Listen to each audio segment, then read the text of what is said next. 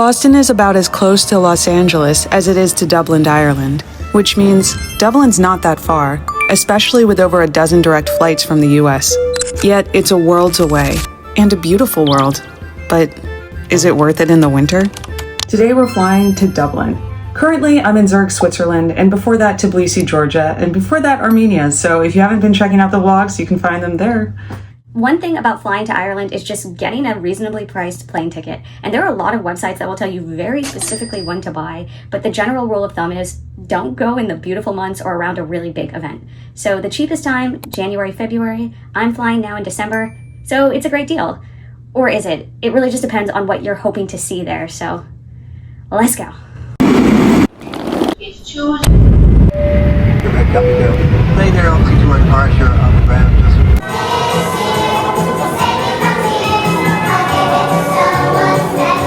So one of the first expenses is just getting from the airport to the city center, if that's where you're staying. And you have 3 categories of options. The highest is the taxi, which is super convenient, but can be more expensive. Then you have the air coaches, which take you from the airport to a few predetermined stops. They run in this range, and they do run at certain times, and you have to buy a timed ticket. And then the least expensive option is the city bus, which you can do. You just have to figure it out, which I've never done. And it could be cumbersome if you have a lot of bags, so.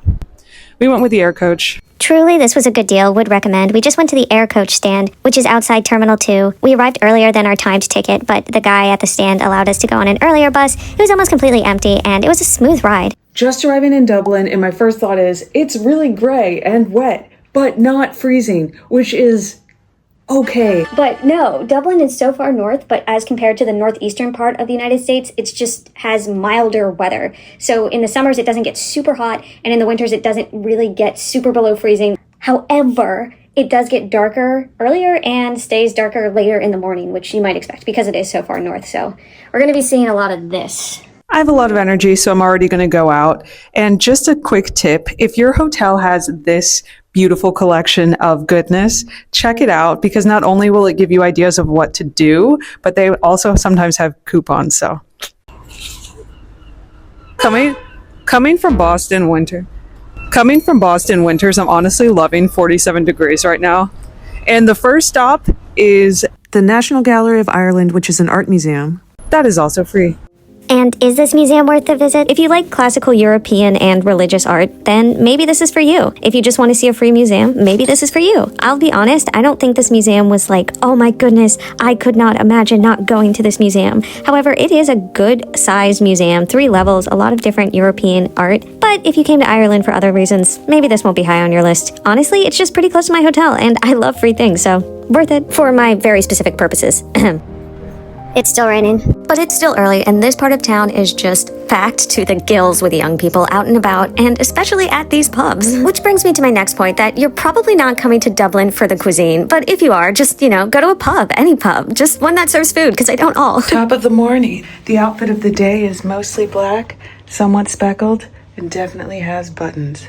Good morning. I woke up at 4:30 because of jet lag and couldn't go back to sleep. It's about 6:30 now, and it is cold, windy, but I'm having a good time.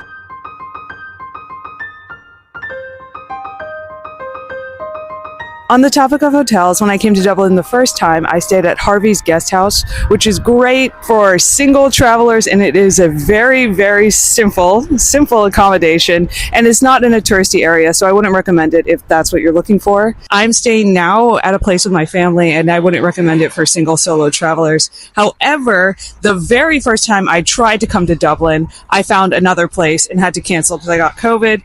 But that place is called Temple Bar and Lane, which is located in the central part of Dublin. It's very walkable. It's right near Trinity College, and I would have loved to rebook here. However, when I did eventually rebook, the price was just way higher than my original booking time, which was January after the holidays. So time of the year really matters. Time of the week also matters, so do your research. Molly alone, and she wheeled her wheelbarrow through the streets broad and narrow. That was our bus driver serenading us, which, I actually really enjoyed. If you're only in Dublin for a short time and want to see the city quickly, an easy way to do this is through a bus tour. There are a lot of options. We chose this one, and to be honest, I can't remember why we chose it over the other ones. Not in a negative way, I just don't remember. Anyway, ours was just under 2 hours. It was a live tour paired with an audio pre-recording. Some are totally pre-recorded. All the buses I saw were double-deckers, and sometimes the top level isn't fully covered, which is why I'm on the bottom level, because I don't like the cold that much. Today's basically our let's just see everything day. So we just got off the tour bus, had a quick break, and we walked back to the castle, which was on the tour route. Dublin Castle is the most important building in Irish history. It was the seat of power for Irish and then later British rule in Ireland. It is a government building, it is a tourist attraction, and it is just a spectacular space. Notable people have been here throughout history, and sure, it's not the original building, there was a fire and it was rebuilt, but wow. So interesting because from the outside it just looks like a government building, but on the inside it looks like Irish Palace of Versailles. So I'm actually really enjoying my time in Dublin, and I say that because it's a surprise to me. I came to Dublin once before in May, And it was gray and gloomy and cool, and I just kind of thought to myself, hey, if the weather was this kind of meh in May, it'll be so much worse in December. And in my experience, it hasn't been. And I think this has to do with two things. The first is just expectations. So if you're going to go to Dublin in like April, May, you're going to get more of this wet spring weather rather than this beautiful, beautiful summery spring weather most of the time. So coming to Dublin in the wintertime, it's not going to be like the postcards. It's going to be wintry, but maybe not as bad if you live somewhere like Boston. The second reason is because it's just really bright with all the Christmas lights. Yes, the sun rises later, but there's a lot of light and festivity. So if you're here in December, that could be awesome if you enjoy that sort of vibe. However, if you're here in January and February, it might actually just be really depressing. So keeping those expectations in mind can be helpful. Good morning. So we're on a guided bus tour down to Cork County. We're going to see a lot of very famous sites, but the first thing we're seeing is the rest stop. And my not so hot take is basically that Ireland is the most American looking European country. And just to prove it to you, check out this rest stop. I swear 79% of all US rest stops look like this. Anyway, today's tour is 12 hours long, and I've actually done a lot of tours in Ireland, so first, a tip. There might be way less availability when it comes to guided tours. I wanted to check out a variety of tours, and I got so excited, and I went on the different websites, and then it says available in March, in April, in May, in June, just not right now. There are a lot of tours available, so hopefully you can find one that you want, and maybe other companies have tours that you like. But I do use the same booking app. I don't know how to pronounce it. It's that one. And I just got like $20 off because I keep booking on the same platform and I get discounts. But seriously, if you're looking for day trip wrecks, check out my links in the description, as I've been on a few others and would recommend. Our first stop is the Rock of Cashel, also known as St. Patrick's Rock, and this is the historic seat of kings. And these buildings date back to the 12th and 13th centuries, which is basically like the bubonic plague time. So that's for context. So this tour is cool, and one reason I chose it is because the last time I came to Dublin, I did 2 other tours. The first was to Belfast, which is Northern Ireland, different country, and we learned about the political history there and rode in these black taxis. And the other tour I did was to Galway, which is on the western coast. And the great thing about both of these tours is that we got to see a lot of the natural sights along the way. So if you do come to Dublin, I highly recommend that you also get out of the city.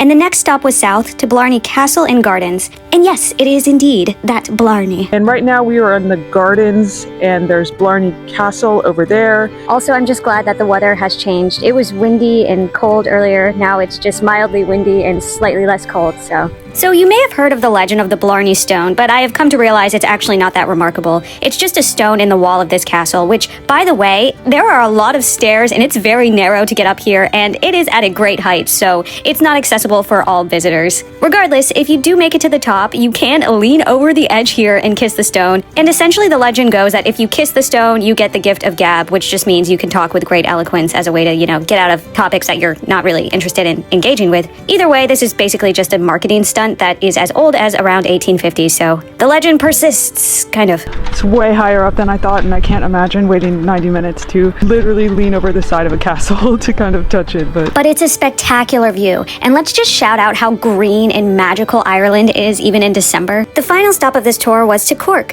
which is Ireland's second biggest city, and it's about 3 hours south of Dublin. Honestly, after the last part of the tour, I was tired and was just thinking, I'm ready to go home now. And we did see Cork on the way, just out the bus window. But now that I'm here, I am blown away. Our tour guide is a Dubliner, and he just doesn't speak highly of Cork, so it was undersold. And I understand it's the Christmas time, but look at this. Look at this English market. Everything to see here. Just walking through these streets, it's so lively. And sure, if you're not a city person, maybe you're like, meh, but this warmed my heart. It was a good end to the trip for me. It is my last day here and I'm having a good time, and part of it is because of factors beyond my control. So the weather has been mostly good, but it can be really bad. And if you have bad weather the whole trip, it's just not worth it.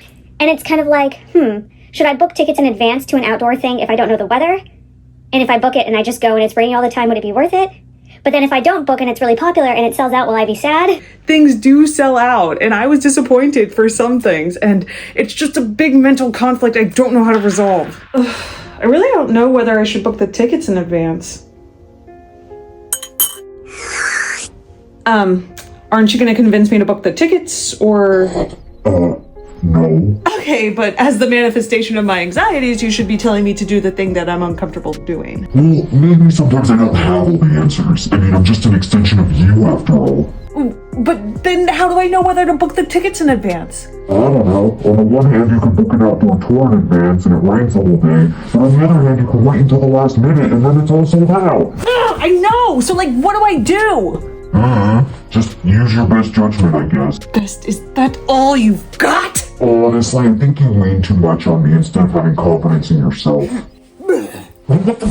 So yeah, I don't really have an answer as to what you should book in advance. But general advice is to look into tours and activities beforehand, understand their cancellation and rescheduling policies, and book in advance if it allows you the flexibility to make changes as needed. There were also some cool restaurants I wanted to try, and they were all fully reserved, booked out. Yes, I could have walked in and waited. It really is just worth looking into what are the most important tours for you to see, because some do sell out even in the low time. So, I don't know. Just do your research, as always. But also, if you're like me and you're just like, wow, I have to see the Guinness Storehouse tour, book that in advance. It is popular, and let's see that next. Ireland is the home of Guinness, and the Storehouse tour is like the chocolate factory. There are multiple types of tickets you can get, and the most basic is just a self-guided ticket, which allows you entry at a certain time and to see the factory museum, which shows you how they produce Guinness. It starts months before in fields and farms. 4 simple ingredients: barley, water, hops, yeast. The museum is an immersive experience. Even if you're not a fan of beer, this museum is just beautiful and well curated, and it's like an epic journey. Even the most basic ticket allows you access to a tasting. And at the top there is the beautiful gravity bar, where you use your entry ticket to get a full-sized Guinness. And they also have 0 alcohol Guinness, so there's that, and soft drinks. Altogether, I had a really good trip.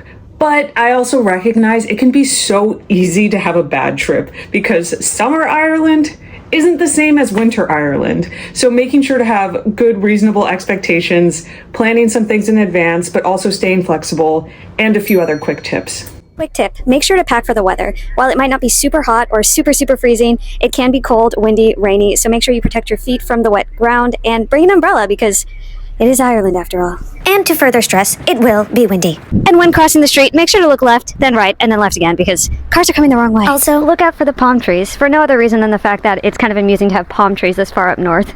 But it is an island, so... Also, if you're interested in museums, there are so many in Dublin. I didn't go to even a quarter of them. And there are also a lot of free ones available. And make sure they're open, because of course they have limited hours and they're not open all the time. So just, I don't know. Look into it. Altogether, I just want you to have good travels and good adventures, whether you're at home or abroad. And I love making long-form videos like this, but my winter travels are coming to an end. So let me know in the comments what you'd like to see next. And also, please consider liking and subscribing, because it helps me a bunch. And here's a heart to show my appreciation. As always, thanks for joining.